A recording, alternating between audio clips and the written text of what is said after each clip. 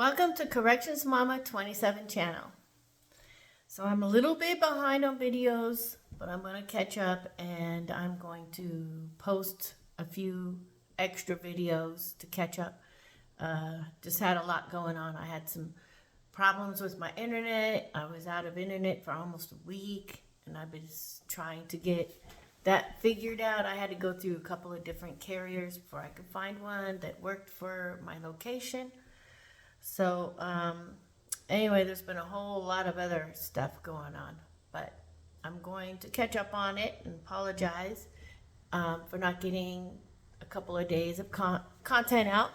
So today, I'm going to talk about different types of officers. I found a roster. The roster was the last unit I worked at when I retired. Let me see, when is it dated? 8/23. So I'm just going to give you like a couple ideas of what kind of officers these particular officers were that I worked with. Now this is just my opinion on, you know, what I thought about those officers and kind of like their behavior. And I'm sure they had an opinion about me too. Anyway, so I'm going to change their names slightly because they might still be working there or whatever. And honestly, this is just my opinion on the different types of officers that I felt like I had to work with. Lieutenant Bart, he was a nice guy, but he was a pleaser. He was a yes ma'am, no ma'am, yes, or mainly a yes ma'am and yes sir kind of guy. He would do whatever administrators wanted him to do. He never really had much of a backbone. He didn't stand for anything. Well, maybe he had his own beliefs on what he thought was right and wrong, but he never voiced them. He never stood against administrators. He never stood up for staff, but he would come off as such a nice guy, like when he would like try to give you his investigation or a 601, if you're in some kind of trouble for something or whatever. He would present it to you in like such a nice way and kind of apologize and, you know, make you feel better about it or whatever. So he was just nice to everybody, but what I didn't like about him is that he didn't stand for anything. He never stood up to defend anyone or to defend his own opinions, whether he thought it was right or wrong. I think he just told everybody what they wanted to hear so he could just get along and do what he wanted to do. And he also freely admitted that, you know, he did whatever it took to get along with administrators and to not make waves. You know, that's all nice and everything, but you gotta stand up sometimes for what is right.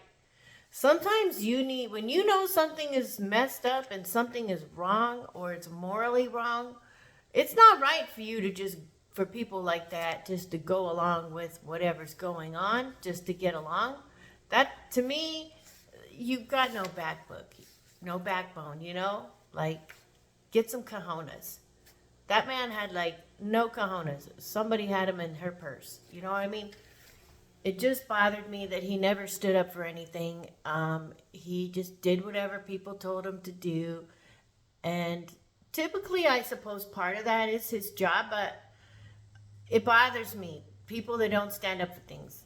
I'm kind of a type of person that I stand up for what I think is right. I stand for what I feel is right. I'm not just going to lay down and take some bullshit because somebody says I need to lay down and take it. I'm not going to do that. I'm a fighter. And I also fight for other people that I feel like are being mistreated or run over or railroaded. So I like the guy, but on the other hand, I didn't respect him because he didn't stand up for anything, you know? So like I said, he had no nuts. and that irritates me, especially with men, because I think I view men as they should, they're supposed to be a protector. They're supposed to help be the strong ones and stand up for what's right.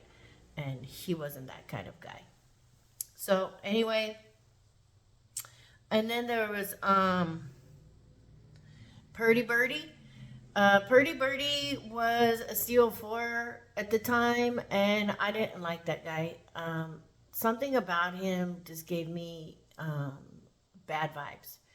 And I used to call him the Dirty Bird because he would shred tickets. I think he shred them because one, the deputy warden, she did not want anything to come out bad that's going on her unit. So sometimes the deputy wardens, they want their unit to look like the best. It's the best. She wanted everything to look great, like everything was wonderful. And so if there were tickets for serious offenses or whatever the inmates had committed, especially for the juveniles, she would tell them to shred certain things. And he would go along with it. And I think it's wrong to go along with stuff like that. I think you should at least speak up about it. But this guy was a dirty bird. He had affairs with other staff. There was some weird stuff going on. He also would shred up tickets, information reports, cover up stuff, hide stuff, and then he would turn around and 601 the staff that wrote it and try to flip the script and get that person in trouble. He's done that to me before, and he did it to other people I know. So I didn't like him because he was kind of a bit of a liar, but he did admit to doing stuff like that because I would confront him straight up, and he admitted to doing stuff like that. So, he was a dirty bird. I didn't like him. I didn't like the song that he sang, and I just had no respect for him. But honestly, a lot of staff there, quite a few of them, I didn't have a lot of respect for. But you have to work side by side oftentimes, and I always backed people up. And I even helped people that, even though I didn't really like them as a person or like things that they've done, oftentimes I would back them up anyway. Or if they were being done wrong or whatever, and I'd really have to have like a total disdain for you not to help you. So anyway, then there was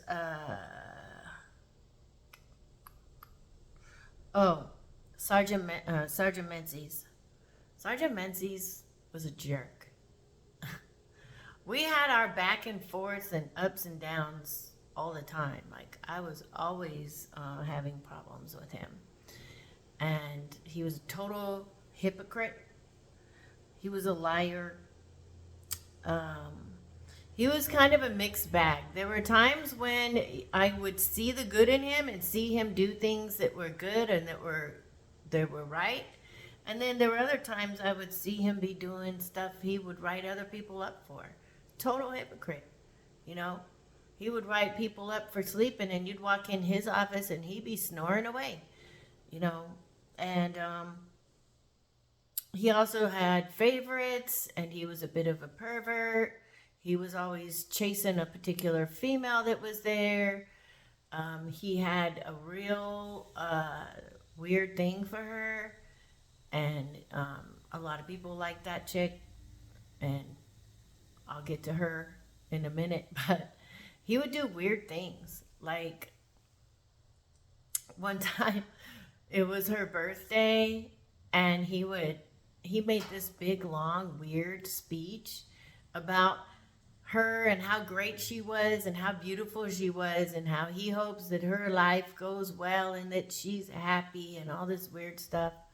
One time it was said that she mentioned that she wanted a pair of shoes or something, and she's married, but that didn't make any difference to her or them, trust me. So I don't know, he bought the shoes she wanted and went to her house to give them to her, and her husband answered the door like, what? That's just weird. What a weirdo. Um, and it was really awkward when he was saying all this weird stuff on her birthday. It was like on, and I'm just sitting there like, am I the only one here thinking this shit is crazy? That he's saying all this weird, awkward stuff? It's like he was in love with her. Okay, maybe not love, lust. He was in lust with her, and he just kept saying all this stuff for her birthday, and then he sang her a happy birthday, and he was so excited that it was her birthday. It was inappropriate for a supervisor to act that way. He didn't behave that way towards anyone else for their birthday. I mean, we had little potlucks and bring in food and stuff for people's birthdays, but it was really weird and uncomfortable, not only for me, but the other staff, because of the weird shit he was saying to greet her for her birthday. And it was very long. It just kind of went on and on. And I was like, get a room already. Can we get posted? Where am I posted? Like, I don't want to hear this shit. Anyway, that guy, I have a lot to say about him. I have a lot of stories about him. And there were times when we got along and I seen a good side of him and then a bad side of him. I mean, this is a married man that is chasing around another female. And, I didn't have any respect for him. And him and I used to go at it all the time. It was kind of, some of the situations was kind of funny, actually. But he was my supervisor on 2 different units at 2 different times. And, I butt heads with him all the time. And so he was very excitable too. He would totally like freak out and go off on an inmate, like screaming and yelling and shaking and like yelling really loud. And he had a very strong voice. And so he would like just get in their face, and he was punched out by a couple of inmates. There were a couple different times that he got punched in the face and they had to move him because of his inability to control his temper when dealing with an inmate. And there were times that he would come to my defense or someone else's defense, but there were other times that he was out to get you. And he also treated work like a game. And he would go in his car and sleep in the parking lot for 4 hours. So basically, we had no supervisor for 4 hours. He would like go out to the parking lot, get in his car, play on his phone, and sleep. How do I know this? Because I seen it my dang self. I'd be on the perimeter, and I would be circling, and there he was in his car, and you could see that he was kind of laid back, or whatever. Look, on graveyards, a lot of people, at some point, you're going to fall asleep. At some point, at some time, it happens. I mean, we live our lives, and the world doesn't stop because we work graveyards. And some people work nights and take care of the kids during the day. There's a lot of situations, and most people just are not equipped to stay up all night. And it happens. It happens to staff that are COs. It happens to supervisors too. They just close the door and crash out in their office. And most people do it after 2 p.m. 2 a.m. Between 2 and 4 a.m., that's when people get their little nap. That's just the way it was. And he did it too. Only he would like abandon his post and go sit in his car. First of all, if you're on duty during that time, the post orders say you are not allowed to use your cell phone. And he would carry his cell phone with him sometimes, his personal phone. Like, I don't know, this guy was nuts. So anyway, he was like a very difficult supervisor. And he was really a challenge. Then there's another sergeant who worked alongside of him. Let me call him Castra. Castra was a drunk. He would drink a lot at home. I think he was drunk a few times at work, honestly. He would get in trouble all the time. He got a DUI and was in trouble for that once. And then he finally got fired because he got drunk and took a he got in a fight, like a bar brawl, and got charged with assault or something like that. And this guy was just like a pervert. He thought because he had stripes that he deserved, girls to want to have sex with him, date him, and stuff. And he would also try to hem people up, just like the other sergeant, for the same shit that he would do. This guy, I didn't like him, but we didn't really go at each other all the time, just once in a while. And I didn't like him because he was like a pervert, but he also tried to be like a guy's guy. And I didn't like him because he was a drunk, he was a pervert, and he was always trying to have sex with other staff. There was one young girl that came to our shift, and he took off with her in the perimeter and was gone for a long time. You know, there were allegations that he was having sex with her out there in the perimeter. Stuff like this happens all the time, I guess, at the prison. It's just nauseating. But anyway, when he got fired, I was kind of glad to see him go. He used to get on my nerves. Then there was CO2 Castra. They both had the same name. That guy was, he was okay. Like, I worked with him just fine and everything. He was like a know-it-all kind of guy. He knew about everything. He was a debater. He wanted to debate people. He liked to debate. So he basically would try to debate and argue with you about different things. And these debates and arguments would go on through the whole shift. So I got to a point where I'd be like, look, dude, I'm not debating you about anything today. It's not happening, so quit. Just stop. I'm not arguing with you about something. It wasn't like an argument like you get mad or whatever. It was that he wanted to convince you no matter what, that he was right about whatever subject it was. And it didn't always really pertain to work.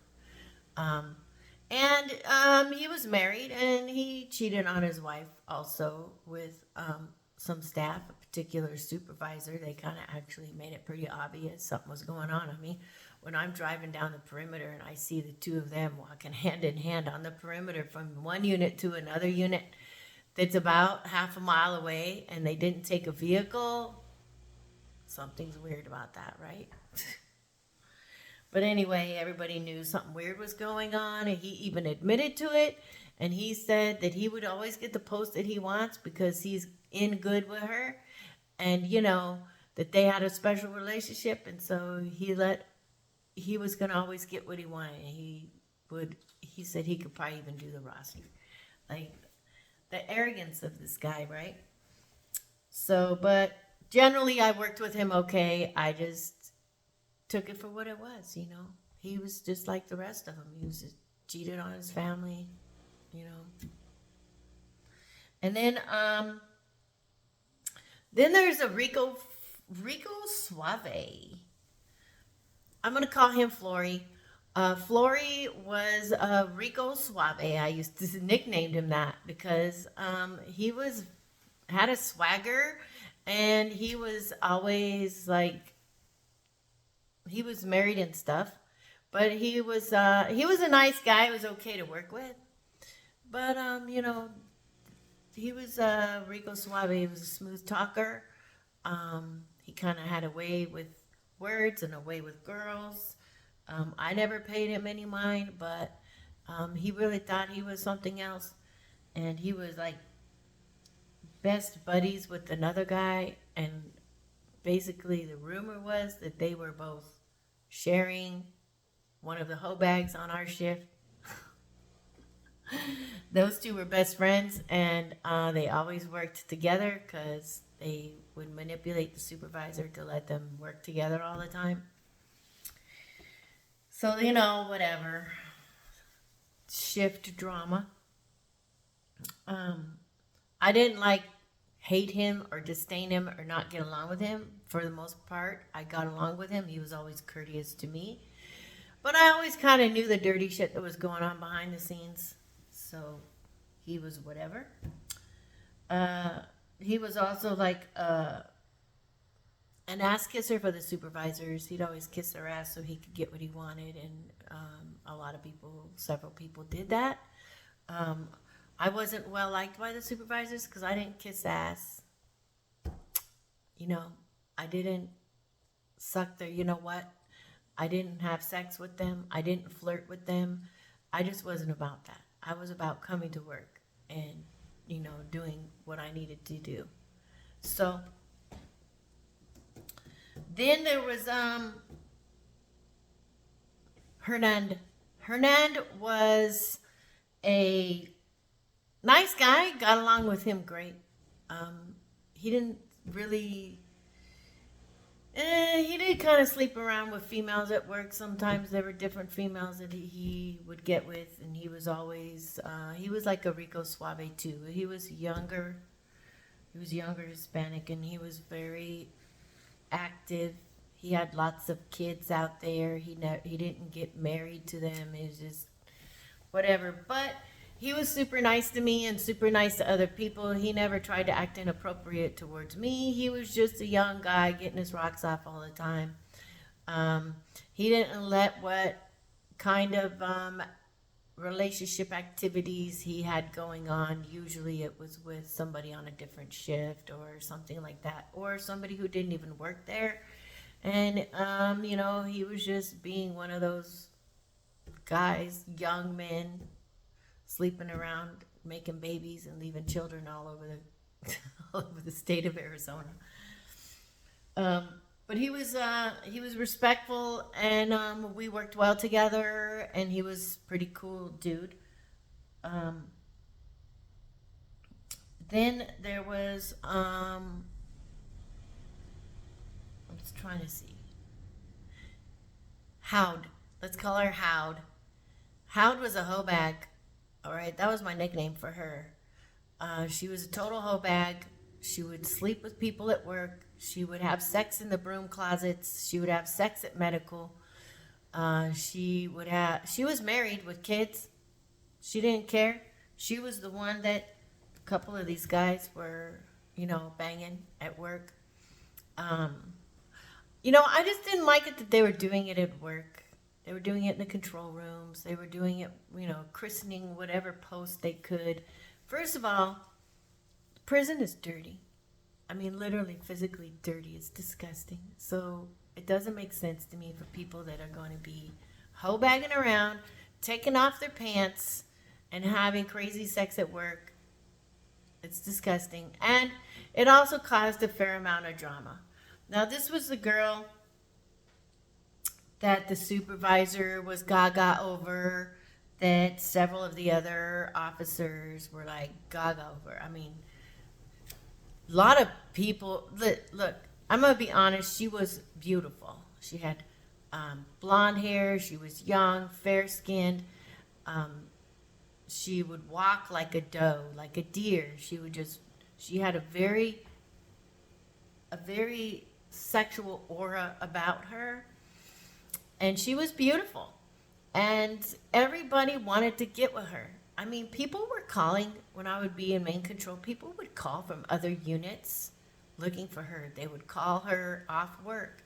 And everybody was just drooling over her, which is fine, but I just felt like she had no moral compass, that she would have sex anywhere at work, and it would cause drama at work. The supervisor would give her whatever post she wanted. I don't believe she was doing any favors for him. He was just so infatuated with her. She didn't have to do favors for him. He would just do whatever she wanted, hoping that maybe he had a chance. And she was actually moved from Rast over to Eagle Point and Sunrise because her sexual relationship with a particular person, let's say Tyson, they were having a torrid affair. They were having sex at work and getting caught, and all kinds of drama was going on. And it might have been that she was doing that with more than one person than him at that unit, and so there was a big fight about it. There was a whole lot of drama, and then there was people got in trouble, and then she ended up getting moved to my unit. And then she just picked up where she left off. That guy was recently fired because he got caught having sex with a teacher. I did a video on that. And he was really big with her, and we'll call him Lazy Liz. I think that's what I call him in the other video. And Lazy Liz was just a pervert. I mean, he was always courteous and nice to me. He never crossed me wrong, but everybody knew that this affair thing was going on. And he was married with kids, and she was married with kids. It means nothing to a lot of these people. And they were having this long affair. This affair went on for several years. And they would just have sex at work all the time. And the supervisor would accommodate them and post them together a lot. So then they could just have all their whole little thing going on. So, really weird. Anyway, yeah, I guess she just had no self-respect. To me, if you don't even have to buy that person a cup of coffee or take her to dinner or nothing, you just give it out, just give it away. Like, you don't have any self-respect, you know? A lot of these women, their value and how they value themselves is all about sex. And I don't know if they're sex addicts. I think so. But it could also be stemming from child abuse, you know, being molested and stuff. And it could be that they just don't have, they're trying to fill a hole with sex, I guess. I mean, well, that didn't sound right. But you know what I mean? They have this emptiness and they're trying to fill that up with having sex, and that's how they get acceptance and how they feel valued. And I think that's really sad for all parties involved. You know, go see a therapist, you know what I mean? Get a divorce if you're not happy with your spouse. Like, I just don't get the whole thing about sleeping at work and having sex there. So anyway, then there was, she kind of caused a bit of drama at work. Her and I kind of bumped heads a lot because I would give her a hard time sometimes because I didn't approve of the dynamics and the problems that she would cause at work. And then we had Inu. Inu was his nickname. It's like a shorten for his name. Inu was a nice guy. He was always nice and stuff. But behind the scenes, he was buddies with Mency, the supervisor, and he would go to Christmas parties, and he was like a mole. He would, if you said anything to him or whatever, it would get back to that supervisor, and he would be the one that would inform him of stuff. And he was a big butt kisser. And he was kind of lazy. He always wanted to be at count movement because he could sit on his ass and just play on the computer and do count and do nothing else. He didn't want to do walks. And when that supervisor wasn't there and he got posted on the yard and had to do, like, you know, the real work, security checks and dealing with inmates, the real shit, he would bitch and complain about it all the time. So, you know, that supervisor wasn't there. Menzies wasn't always there to protect him. So he was, in my book, kind of taking advantage of his friendship. And I don't know, this is how it was. I mean, honestly, like, the people that were in good with the supervisors obviously got the good posts. And the people that weren't, the people that spoke out or spoke against them or was like, you know, that's not right or whatever, they got the shit posts. I got the shit posts all the time. But It's whatever. Like, I was okay with whatever post I had. I had to make myself okay with whatever. Of course, I had certain posts that I did like better, and sometimes I would get that, and sometimes I wouldn't. But I would never let the supervisors know what I liked and didn't like. Sometimes I would fake them out and act like when they post me in a certain spot that I was going to be, that I wasn't happy about it. I didn't refuse it or throw a tantrum or anything, but I kind of made them think that I didn't like it. So and then they would start posting me there, especially the supervisors that did not like me. Um, so they didn't always know what I preferred and didn't prefer. I guess we all have our preferences. So I just didn't use my sexuality. I didn't use my looks. I didn't use the fact that I was a female. I didn't manipulate to try to get what I wanted all the time. I just was like, I just didn't do that. So Inu would also, like, he had it in so good with the supervisors. He'd call ahead from on his way to work before he'd even leave for work, and ask the supervisor, hey, I want this post, or I want to be here, or where do you have me posted? Most of the time he was doing count and stuff.